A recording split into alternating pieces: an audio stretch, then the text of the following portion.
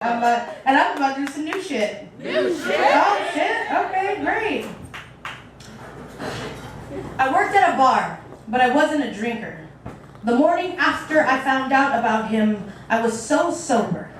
A noticeable sober. So sober that the colors of the table linens were deafening. The clinking of the glasses were the shattering of intricate chandeliers. The voices of the entire bar were a collection of choirs from different churches singing to different gods. And I burned the eggs for the third time. It was brunch, busy by nature, the hum of hungover bellies and re-drunks wanting something with cheese. Because drinking will always leave you the same way, alone and empty. And I was trying not to melt down. Because at brunch, no one cares if the woman you needed didn't need you anymore. No one cares if the stomach that you've been building a nest in has been looted. That the claws of this beautiful fucking day are pulling your eyes open and forcing you to look at it. No one cares if she's too selfish to let you leave. No one cares if you don't think enough of yourself to do it anyway. No one gives a shit how fucking bright the day is through the windows when you've just taken a beating in your throat the night before. And the Bloody Marys on the patio are teeth happy. The couple toasting with mimosa eyes are blissful and numb. Here comes their third round. The older couple are still waiting on their toast that you forgot again. The stainless steel isn't shiny like it's supposed to be. You think, I know that feeling all too well. The silverware clings like wedding rings dropping to the floor. You can't hear your work ethic telling you to focus. So sober, you can't focus. The bartender notices the rusty knives in your back. You do not tell him where you got them. He returns with a shot of tequila from the top shelf. He says, I know you don't drink, but I think this'll help. You pour it directly into your skull, drowning your brain in the nectar of blue agave. Suddenly, the bar gets darker. The voices are now lonely and skewered. The glass clinks are simply drippings of last night's mistakes. The eggs are now perfectly over easy. The toast goes out to the older couple still babysitting their decaf. At 2 p.m., when the masses disappear into their summer afternoons, your brain will start to breathe too well. The windows will warn you of all the hot colors creeping back inside your head. You will sit at the bar. You will pull today's tips out of your pocket. You will say, double shot of tequila, and point at the top shelf as if you've done this before. This bartender smirks with disbelief in his victory. He will pause to see if you take your order back. You will not flinch. You will not blink. He will say, I thought you don't drink. You will respond, I know. I drown. I think it'll help. Thank you. Woo! Yeah! Woo! Alright, so Everett, you guys are awesome. I'm going to do 2 more. How do you feel about that? You, what? What? Oh, okay, great, awesome. Are you the ringleader? I feel like you have the iPad and you're like ringleading the whole thing and you're making sure everything's You're happening. giving me way too much credit here. Oh, okay. Way too much. Way too much credit? All right. Well, I will take that check I gave you back. All right, cool. So Arizona's fucked up, yeah? Yeah. Oh, yeah. Cool. That's all you Consensus. need. They make Texas look liberal. You're Yeah, telling me. Yeah, so I don't go. There was a individual world poetry slam was in Arizona this year, Why would they do that? and I didn't go on purpose. I was like, I'm not really trying to sit in jail right now. That's not where I want to be.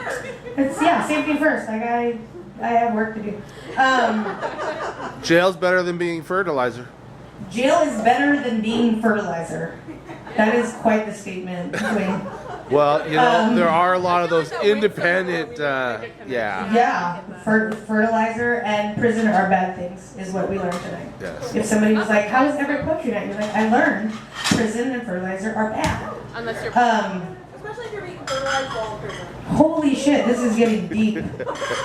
Dollar deep, let me tell you what. All right, so anyway, in Arizona, law enforcement are allowed to ask for proof of legal presence in the U.S. if there is any reasonable suspicion. Tell me, what makes a human reasonably suspicious of not belonging to one of the world's most ethnically diverse nations? If you look like her. What gives anyone the right to outline my features, sample my skin color, and call it illegal? They call me an invader until I'm proven free, telling me because I'm brown I'll need proper ID. Consider this my documentation. First generation American citizen, but my family has always worked for it. Yes. Find our green cards sewn into your plantations. Yes. Find our papers built into your pineapples, your sugar canes, your railroads, your cotton, your gold. Identify my race. Tell me where I come from before I begin speaking, then tell me to go back there. Mark me a Mexican, a Native American, or something mixed with Oriental, like my uncle might have been a rug. Consider this my documentation. You've cut my ancestors' feet at the ankles to keep them from leaving. Identify me as invisible until a crime is committed. Then identify me as the criminal. Then tell me this is simply for my safety, then beat me. Then tell me I'm safe in Arizona while politicians pose for pictures with neo-Nazi leaders. Tell me it's as simple as not breaking the law. Have you ever been pulled over with a white passenger and watched as law enforcement questioned their safety? Have you ever called the cops and they never came? Have you ever called the cops and became the criminal? Senator Pierce, when the Nazi Party was crowning you a great statesman, did you feel heroic? Did you see Superman in your reflection? Is it the way his uniform and you waved red, white, and blue over Arizona streets? Superman was from Krypton, Senator Pierce. He was an alien. No one ever asked him for his ID because he was smart enough to be born white. Welcome to Arizona. The Grand Canyon State welcomes whites only. They blame people of color guilty until proven otherwise. But we are not new to this. We've been asked to deep throat your blaming fingers before. The Exclusion Acts, repatriation, Proposition 187, repatriation, Japanese internment, repatriation. It's when we stop working for you and start working for ourselves is when we no longer belong. So we start standing on our feet instead of falling to our knees. Or is it all for revenge, Senator Pierce? Is it because an illegal immigrant shot your son? Would I feel safer in Arizona if he was shot by a white man? Thank you. Woo! I got one more poem for you. One more poem. It's gonna be a little bit of a lottery style. So I used to work in a sorority, and you can hear about that. Oh, we hate sororities. Or you can hear a cheesy poem about a crush I'm having. Both. Both. We're Could I greedy. remix it and be a crush sorority? But no, that wouldn't happen. It wouldn't happen. Yeah, that wouldn't happen. All right, so the crush one is pretty short, so I'll do both. Yeah! Great. New shit. There's a breaker here. If I could, I would remove this crush from my body and recycle it into focusing on my work. I've spent too many company hours thinking of you like I have that kind of time to waste. Right now, I'm getting paid to write about how I waste time thinking about you. The lesson I've learned from my last relationship is having a crush is illogical. Illogical, like how I stare at your profile photo, but try not to make too much eye contact when you're sitting right across from me. I'm afraid of the light that lives at the bottom of your voice when you tell me not to go will shine on the pathetic in my posture. And if I've learned anything from the relationship before my last, it's that I am so pathetic. I wear a doormat bullseye on my back and ask you if I'm worthy enough for your ugliest sneakers. I have no idea what it means to value yourself, so I'm refusing to sales pitch my smile as something you wake up to.